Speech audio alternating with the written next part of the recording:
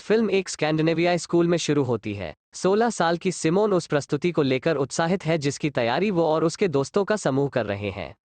वे चारों ओर मजाक करते हैं और हंसते हैं, इस बात से अनजान है कि उनके पास कोई आपदा आ रही है। अचानक सिमोन की पिता फ्रेडरिक उसे समूह से दूर खींचता है और कहता है कि उसे तुरंत उसके साथ आना होगा। फ्रेडरिक अपोलो नामक कंपनी के लिए काम करने वाला एक वैज्ञानिक है। वह सोचता है कि दुनिया एक संक्रामक वर्षा के कारण समाप्त होने वाली है जो लोगों को बीमार कर देती है और उन्हें मिनटों में मार देता है। शहर में काले बादल आ रहे हैं, इसलिए वो अपने परिवार को अंदर रखता है, कार और ड्राइव को सुरक्षित स्थान पर ले जाता है। सिमोन के भाई रेस्मस ने उनके कपड़े पहनने से मना कर दिया, सीट बेल्ट जो फ्रेडरिक को विचलित करता है और उसे एक वाहन में दुर्घटनाग्रस्त होने का कारण बनता है। इससे ट्रैफिक रुक जाता है और रास्ता जाम हो जाता है। फ्रेडरिक जानता है कि इसके बजाय ज्यादा समय नहीं बचा है। अन्य ड्राइवरों के साथ बहस करते हुए वो अपने परिवार को बाहर लाता है और जंगल में भाग जाता है। एक आदमी ने नोटिस किया कि वे जल्दी में हैं और उनका अनुसरण करते हैं। कुछ देर बाद परिवार बने बंकर में पहुंच जाता है अपोलोन द्वारा इस तरह की आपात स्थिति के लिए। अंदर आने के कुछ सेकंड बाद बारिश की पहली बूंद भारी वर्षा के बाद एक पत्ते पर गिर जाता है। परिवार को एक स्वचालित प्रणाली द्वारा साफ किया जाता है रहने वाले क्षेत्र में जाने से पहले। बच्चे डरे हुए हैं और माता पिता भी डरे हुए हैं, लेकिन वे इसे नहीं दिखाते हैं। फ्रेडरिक को बाहर जाना होगा क्योंकि वह शायद उसे रोकने का तरीका जानता हो, वायरस का प्रसार।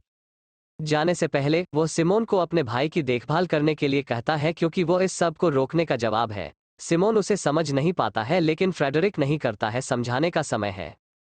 उसके जाने के बाद वो अपने फोन पर जाती है और अपने दोस्तों को देखती है। लाइव स्ट्रीम में मरना तेजी से फैल रहे इस वायरस से बाहर हर कोई डरा हुआ है। माँ गर्म कोको बनाकर उन्हें शांत करने की कोशिश करती है, लेकिन जाहिर है कि वो वैसी ही है, डरा हुआ।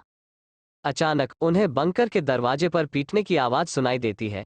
उनकी माँ जानती है कि फ्रेडरिक खुद को अंदर जाने दे सकता है, इसलिए वो बच्चों को इसे अनदेखा करने के लिए कहती है। हालांकि वे बहुत अधीर और भोले हैं। वे दरवाजे की ओर दौड़े और इससे पहले कि उनकी माँ उन्हें रोक सके वे उसे खोल देते हैं। बाहर जिस आदमी ने उन्हें पहले ट्रैफिक में देखा था वह बारिश में खड़ा है। वह रास्मस खींचता है और स्पष्ट रूप से वायरस के कारण संघर्ष कर रहा है। माँ उस पर छलांग लगाती है और बच्चों को बंद करने के लिए कहती है, दरवाजा तुरंत। वे उसे बाहर नहीं छोड़ना चाहते, लेकिन अनिच्छा से दरवाजा बंद करना पड़ता है। वह संघर्ष करती है और मर जाती है, जबकि रास्मस और सिमोन रोते हैं, उसकी मृत्यु का शोक मनाते हैं। सिमोन अपने भाई की देखभाल करती है, उसे खुश करती है जब वह भी दर्द कर रही हो।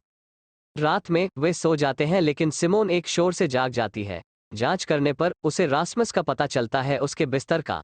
वह कहता है कि उसने उनके पिता को देखा, लेकिन सिमोन ने मान लिया कि यह सिर्फ एक सपना था। उसके बाद वे नियंत्रण कक्ष ढूंढते हैं और पाते हैं कि अन्य बंकर भी हैं पूरे शहर भर में। सिमोन उनसे संपर्क करने की कोशिश करती है, लेकिन असफल हो जाती है। वे रेडियो पर भी हाथ बटाते हैं और बाहर किसी के साथ संवाद करने का प्रयास करें। योजना काम करती है और उन्हें मिलता है, फिलिप नाम के लड़के से बात करो। वह एक डरा हुआ किशोर निकला जो अपने तहखाने में फंसा हुआ था। वो पता चलता है कि उसका पूरा परिवार मर चुका है और सिमोन को उसके पिता को बुलाकर मदद करने की कोशिश करता है। हालांकि थोड़ी देर बाद कनेक्शन टूट जाता है और भाई बहन एक बार फिर अकेले रह जाते हैं। सिमोन ने रेस्मस से वादा किया कि दुनिया को बचाने के बाद उनके पिता उनके पास लौट आएंगे। के रूप में दो एक दूसरे का ख्याल रखते हैं। दिन हफ्तों में, हफ्ते महीनों में और महीने में बदल जाते हैं, वर्षों।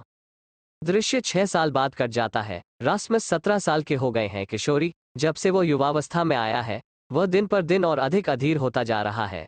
सिमोन आशान्वित होने की पूरी कोशिश करती है, लेकिन अपने पिता की अनुपस्थिति के इतने वर्षों के बाद वह नहीं जानती कि वे कभी उससे मिल पाएंगे या नहीं।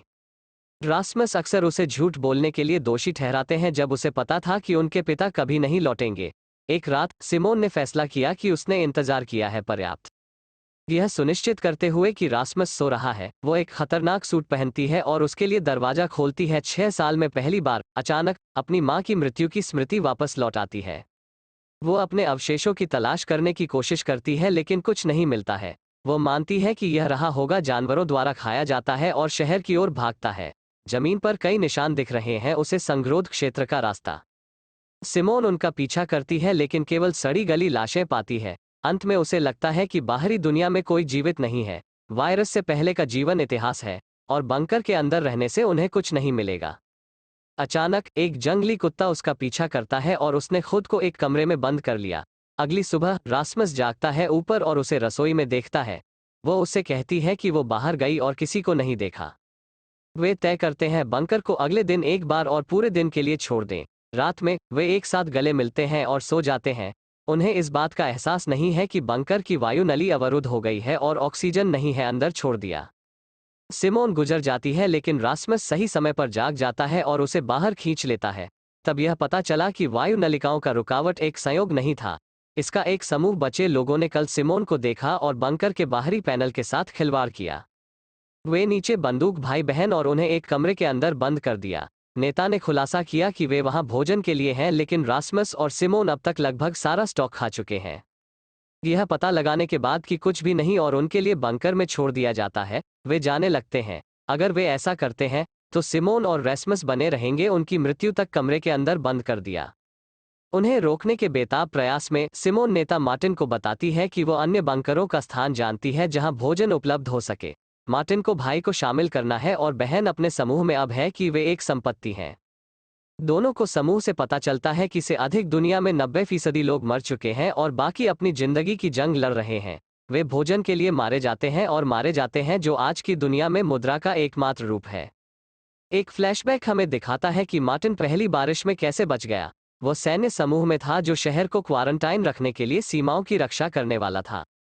बारिश के एक दिन बाद वो एक पुल की रखवाली कर रहा था जब एक महिला ने अपने बच्चे को गोद में लिए हुए उसे पार करने की कोशिश की। वह था उसे गोली मार देनी चाहिए थी लेकिन ऐसा नहीं कर सका।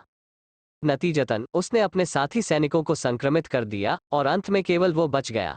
फिर उसने नाम के एक और लड़के से हाथ मिलाया, पैट्रिक, और दोनों ने भोजन और आश्रय की तलाश शुरू कर दी। एक दिन दोनों को 3 का एक समूह मिला। इसमें उनके नेता बीट्राइस और उनके 2 दोस्त शामिल थे। उन्होंने दिखाने का वादा किया था। उन्हें और अधिक भोजन प्राप्त करने का तरीका मिला और उनके गिरोह में शामिल हो गए। हालांकि गिरोह में रहने के लिए बीट्राइस ने मार्टिन को यौन उपकार प्रदान किए। वर्तमान में वापस गिरोह अपने रास्ते पर है दूसरे बंकर तक। हालांकि सिमोन आगे चल रही हैं, लेकिन दूसरों को भरोसा नहीं है उसे अभी तक। रेस्मस और बीट्राइस थोड़ी देर बात करते हैं और एक दूसरे के बारे में बहुत कुछ पता लगाते हैं। इस स्थिति में भी इतने दिनों बाद आकाश और वृक्षों को देखकर रास्मस प्रसन्न होता है। अचानक वे सड़क पर एक वाहन देखते हैं और छिप जाते हैं। वाहन से 2 हथियारबंद युवक उतरे और मार्टिन को बताया जाता है कि वे अज्ञात लोग हैं जो बचे लोगों का अपहरण करते हैं। इससे पहले कि वे समूह को ढूंढ पाते, जंगल की ओर दौड़ती एक लड़की उनका ध्यान खींच लेती है। जब पुरुष विचलित होते हैं तो समूह भागने की कोशिश करता है लेकिन सिमोन सभी को रोक देती है। वो यह करना चाहती है उस गरीब लड़की को बचाओ जिसे उनकी मदद की जरूरत थी। बीट्राइस उसका पक्ष लेता है और मार्टिन को अनिच्छा से करना पड़ता है उपकृत। थोड़ी देर बाद वे लड़की को एक पोखर के अंदर पाते हैं। भले ही वो उन्हें खोने में सक्षम थी, पुरुषों, पोखर का पानी दूषित है जिसका अर्थ है कि वो वायरस से मरने के लिए बाध्य है। मार्टिन शूट उसके दुख को जल्द खत्म करने के लिए मर गया। रेस्मस और सिमोन हैरान हैं लेकिन वे जीवन के नए तरीके से समझौता करने की कोशिश करते हैं। वे के लिए एक इमारत में रहते हैं रात जहां ली नाम का उनका एक सदस्य आराम करता है क्योंकि वह बीमार है। रेस्मस को सड़ती हुई लाश द्वारा पहने जाने वाले जूते पहनने के लिए बनाया गया है। वो भाग्यशाली है कि उसने उन्हें पाया क्योंकि वे 100% जलरोधक हैं। रात में सिमोन सो जाती है लेकिन रास्मस के पास एक अपनी आंखें बंद करने का कठिन समय। वो इमारत के चारों ओर घूमता है और बीट्राइस को सेक्स करते हुए पाता है मार्टिन के साथ। वह ईर्ष्या का एक दर्द महसूस करता है क्योंकि वो उसे पसंद करने लगा था।